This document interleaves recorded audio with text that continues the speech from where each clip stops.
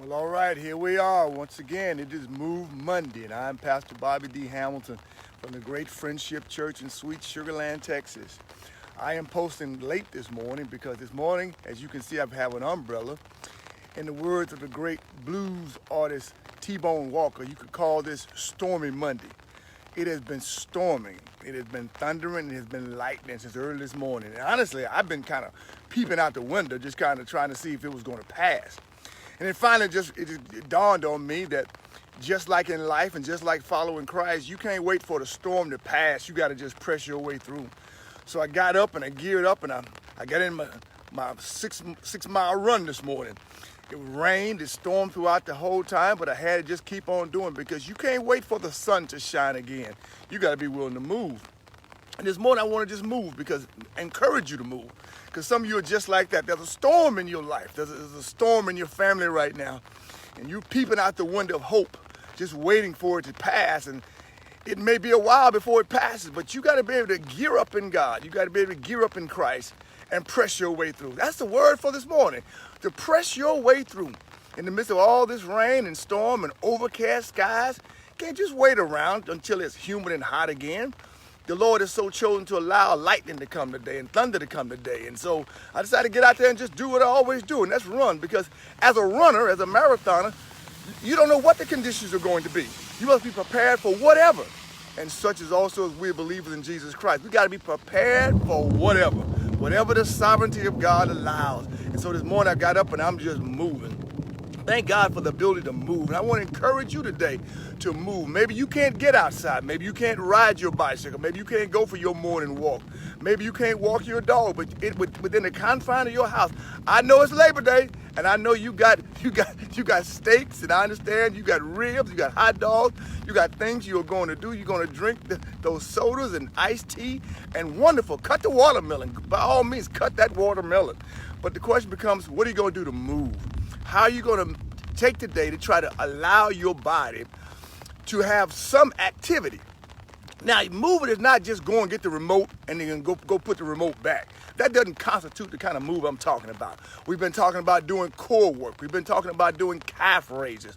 We've been talking about just doing some level of calisthenics. So this morning I want you to move, or you're able to move. Or perhaps you say, well, Pastor, I'm in a wheelchair. Pastor, I'm bedridden right now, so I can't do that kind of stuff. Great. But if you're able to work your upper body, if you're not able to work your upper body, then just move your lips. Give a praise. Have a praise time. Have a praise service. If you're able to move your eyes and move your mouth, just have a praise time before the Lord. I like one preacher tell me all the time that in the morning when he gets up, he has to do roll call. Roll call. He has to call his body parts to see if they're going to respond. And some of you know exactly what that is like because that's just life. But also I want to encourage you today to go to YouTube. Yesterday at the Great Friendship Church, I'm in this sermon series about discipleship, and I talked about getting off your high horse out of Mark 10:35-45. Tremendous passage. I want you to go and pull that down and look at it. Because I talked about these two brothers, James and John, the sons of Zebedee. And they made this power move on Jesus. They made a power move and came asking Jesus to give them whatever their heart desired. And they were concise about their requests. They were saying, we want just us, and we want just those seats. Power seats to the right and to the left, which poses a question this morning. Here's the first question. Why do you follow Christ? What is it in your heart of hearts that you really, really want from Christ? What do you want Christ to do for you? And what do you want to do at the expense of everybody else? What do you want me to do for you? They came and said, Lord, won't you do whatever we ask? And Jesus asked the question, what do you want me to do? And they said, we want to sit on your right and your left. We want VIP seating. We want the best seats in the house. We want positions of power and authority, which raises the second question. That if the Lord gives you your request, if the Lord blesses you, if the Lord comes through for you, how will that blessing, how will that power position of blessing, how will you use it to benefit someone else? Because the question on the floor becomes, with what God is giving you, are you using it to help people, or is it causing you to hurt people? Are you using it to lift people up, or are you digging a hole for those that's in your circumference of influence? The Lord was talking about, listen, the way my team rolled, the way my people roll, we're in the business of lifting up.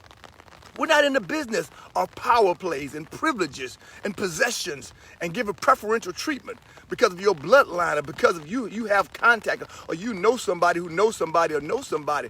And so many times in the church and so many times in families and so many times in your corporation, it's all based on power or perceived power or desired power.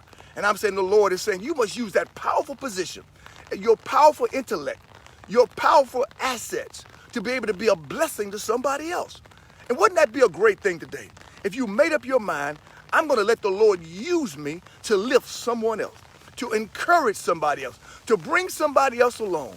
I know you say, yeah, but you start doing that kind of stuff, Pastor Hamilton, people misuse you, people mistreat you, you get hurt. I know. I thought about it this morning. Jesus got burned too. You think about it. All of his disciples fled. They all left him. When they came to get him in the Garden of Gethsemane, they all fled. He got burned. He put his trust in them. But yet the Lord did not give up. And thank God he didn't give up on them nor us. So today I want you to ask the question, why do you follow Christ? And if you get what you're asking for, how are you getting that blessing, but turn out to be a blessing to somebody else? Somebody in your circle, somebody in your family, somebody in your church, somebody at the office, somebody in your move group needs to be blessed. But you are sitting on a blessing because you want seats, you want VIP, you want privilege. But the privilege in Christ demands, requires that you pass it on to somebody else. So today, while you're barbecuing, and today while you're eating the hot dogs, and today while you're enjoying all your great food, many things your doctor told you not to eat, I want to encourage you to pick up the phone, encourage you to go upstairs and get on Zoom and call somebody. Say, I just want to pray with you. I want to pray for you. I want to encourage you. I want to help you. I want to lift you. I want to instruct you. I want to disciple you. I want to just love on you. Because what God has given to you, although it's given to you, it is never just for you. It's for the glory of God. So today, may you glorify God. Today, in the midst of rain, in the midst of storm, in the midst of lightning, in the midst of overcast skies, may you decide today to move and to live and say, Lord, this day, if no other day, I'm getting off my high horse. Now, may God bless you. May God keep you as I get myself back into the house and start my day of festivities, because what a great day it is. Thank God for Jesus. Thank God for another day. I'll see you Wednesday night at Friendship, a place to begin again. Gotta go, y'all.